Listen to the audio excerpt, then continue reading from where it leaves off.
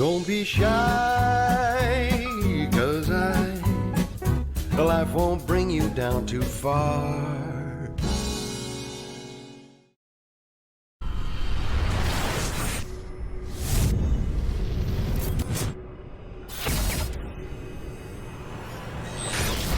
Razavan here for IFL TV in association with MTK Global. With me, looking quite fly with the chains and the shades on his head, my man Lucas Prince Bahdi. Lucas, how are we doing?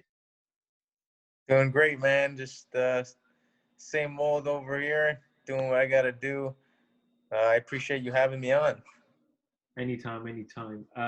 What's with the shades? Is the sun out in Canada? Sun's out, baby. Beautiful weather. Can't complain over here. We've been having great weather this whole summer, so I can't complain. I mean, I know COVID's going on, but there's could always be worse. No, absolutely as well. It's very, very cold here in the UK. Oh, not very, very cold, but it's cold in the UK. Our winters are on the verge of arriving very, very soon. Lucas, we spoke a couple of months ago, I think, had a little catch up during the midst of the pandemic. How have things been since?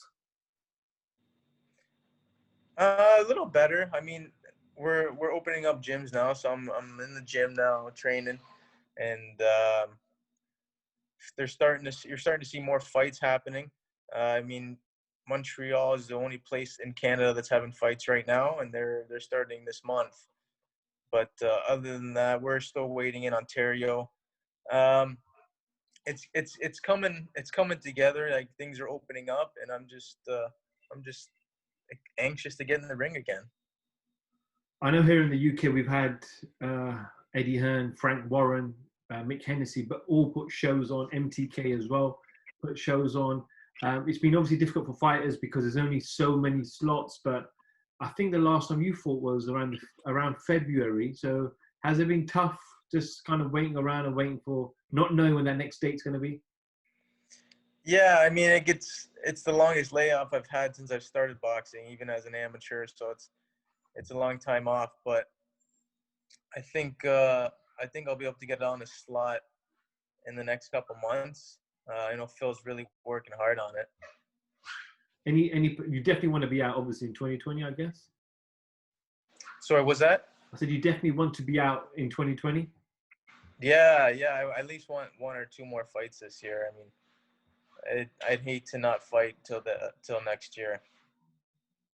Is that been difficult, kind of psychologically, trying to keep patient, keep training and ticking on? We know some fighters can blow up in weight and add a few extra pounds or stones.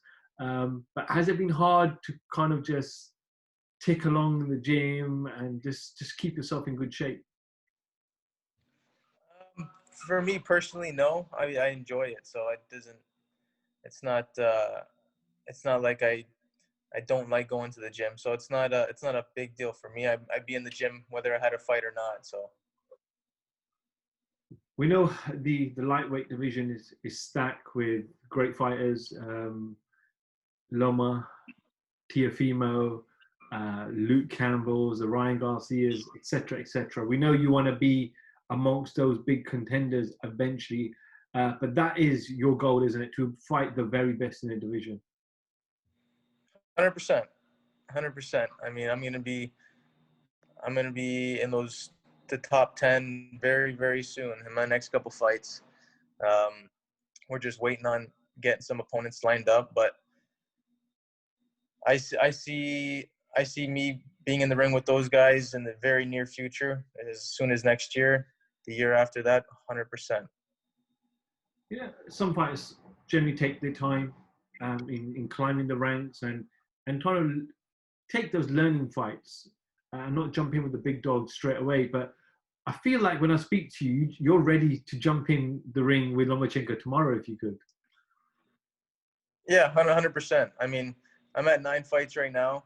I'll probably get a couple more, but after 12, 13 fights, I want to be fighting top 10 guys. Guys like Devin Haney, Teofimo, whoever it is.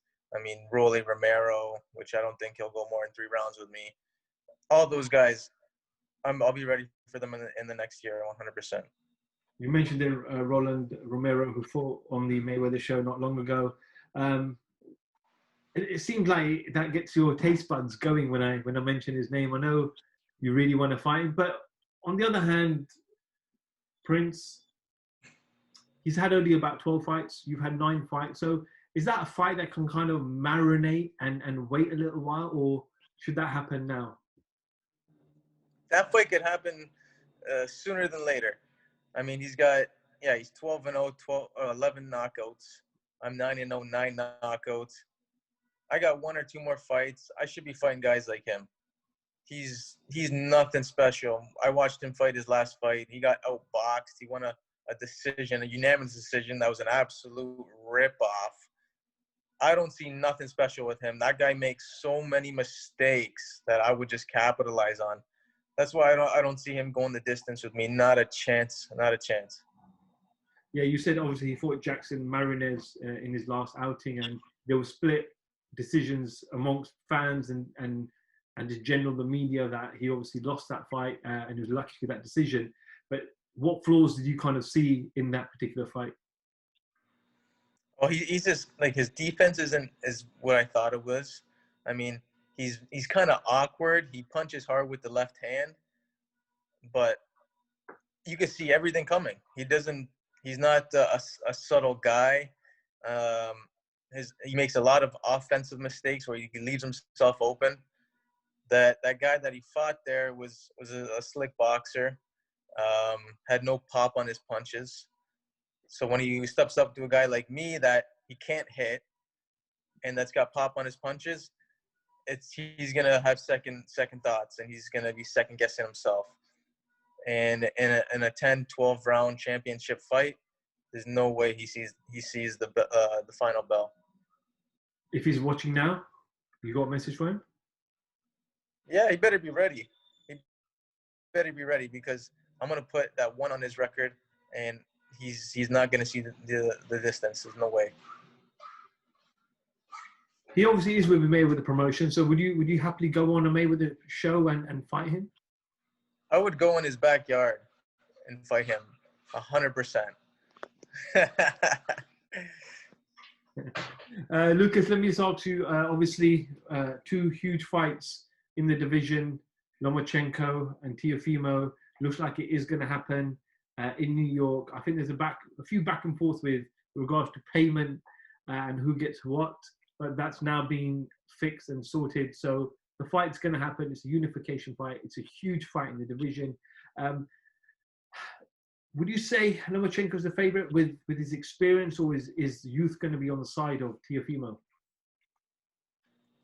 I would say Lomachenko's probably the favorite, but very, very, very ever so slightly. People don't realize, like, Teofimo fought at this exact same amateur pedigree. You know, he went to the Olympics. He's seen it all as well. He's a guy that he's motivated. He's young. He's hungry, and he's got mad punching power on both hands. I mean, in a 12-round fight, you just never know with those little 8-ounce gloves. And I wouldn't put my money on Lomachenko just because, you know, when you got punching power like a guy like him, you just never know. It's not a fight to bet on, because I know the odds are probably in favor for Loma, but, you know, he's getting older. Like you said, he's been down on the canvas already. And a guy that punches as hard as Teofimo, sometimes you're not going to get up. But I'm interested in that fight. I like that fight. It's a great matchup, and I'm excited to watch it.